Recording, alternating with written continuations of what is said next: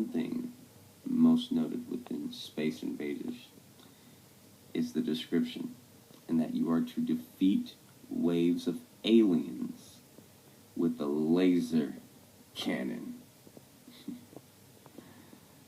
A laser cannon, you guys. Now I ask you, why is it that within San Andreas and GTA 5 we have a airplane and or jet called the Laser, the P99-6 Laser? When inverted of the 9s, you get 666. And what's interesting about this jet is that it has cannons.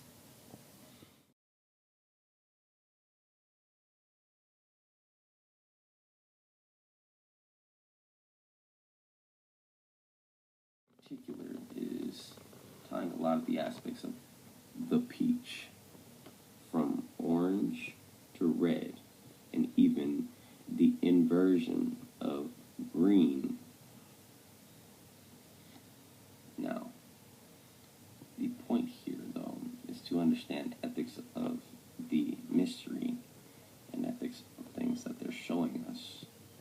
And that is certain features that were featured in the Atari 2600 version of Space Invaders. They are known for certain features like having 2 players, but the Atari 2600 version makes it special within certain aspects of feature that we have seen in GTA. And that is, the invaders are known to go invisible.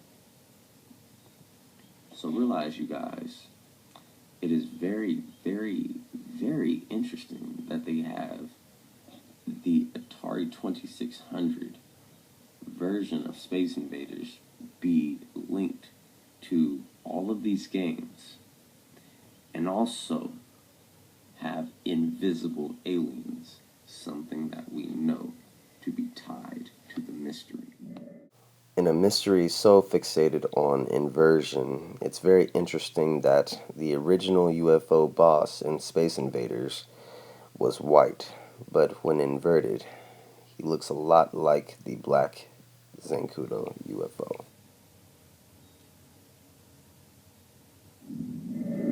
Now, before I end this video, you guys, I want it to be known, okay, one thing that we have noticed throughout all of this mystery is that we need to look at things that are not even really existent anymore, but are things that are in the past. But one of the things that is most noted within Space Invaders that is really interesting is that there are point values for each bad guy that you shoot and or alien. But the last boss was always a mystery. Always. Even within 10 points, Trevor is known throughout the game to randomly say 10 points when he hits an animal. Now, I feel as though this could be somewhat of a reference toward this game. But as you know, the final UFO was always a mystery when actually defeated. They literally would question mark it, and it would be known as a mystery.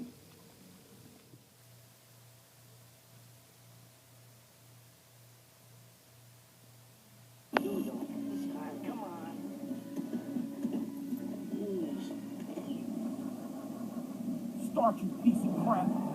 Okay, I want you guys to really open your minds here. Is this, and I'm asking you, is this why they have several different horns on the space docker?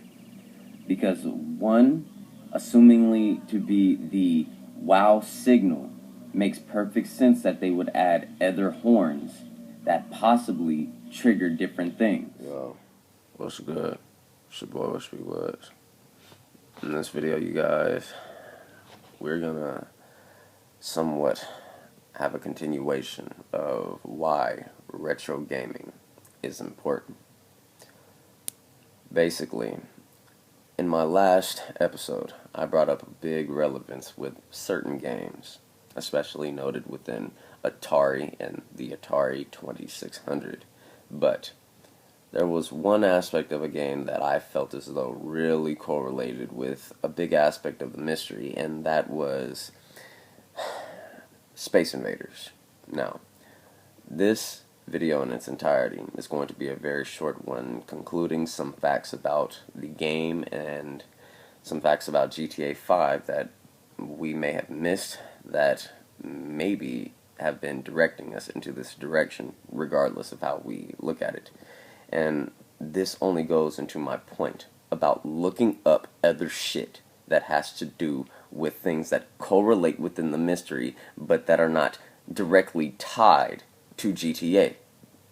So if anything, this is just more proof to our process. Okay? Now, not only have in this mystery we noted a few things like segregate and rearrange, but we have been putting those tools into use with every single thing. Whether looking at the map at the top-down perspective or looking at words like invader. Okay? But Life Invader is not the only thing here that we were supposed to pay attention to here. And this proves the point that online is not necessarily, once again, what we're supposed to do within this mystery that we know of. But online can give us clues, okay? Clues. And I believe the main reason why online has a lot of clues is because of the fact that they knew, okay? They knew that just like Call of Duty, when you first get a Call of Duty game, well, you have to understand, there are people who rush and play the story.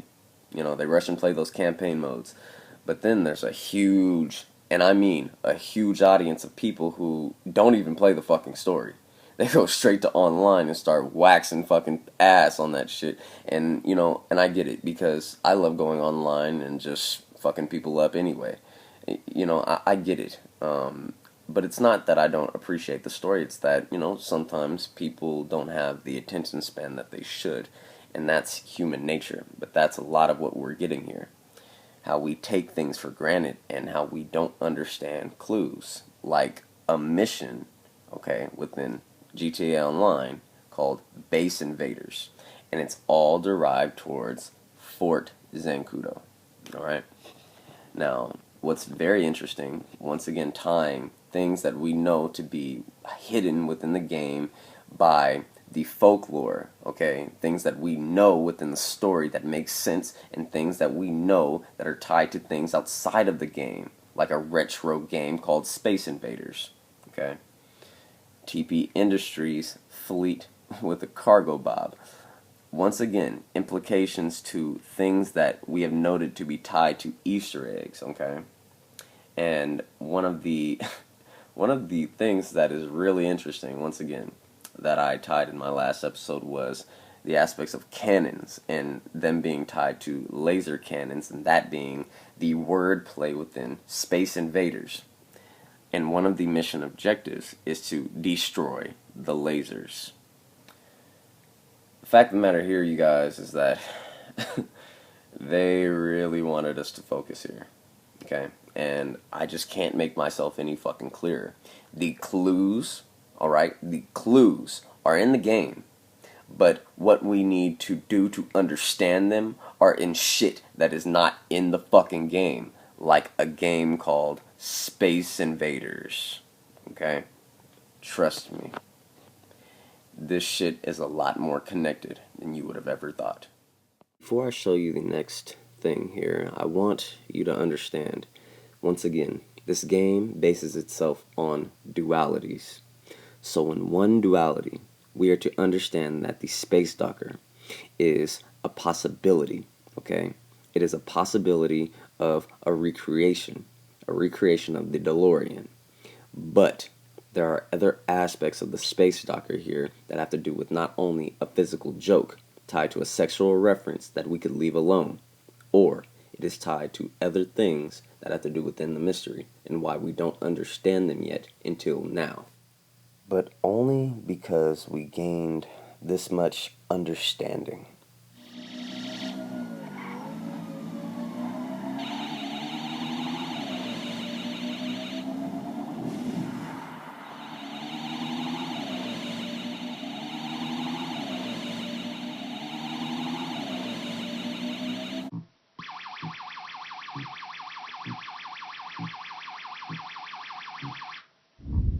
Other horns that possibly trigger different things.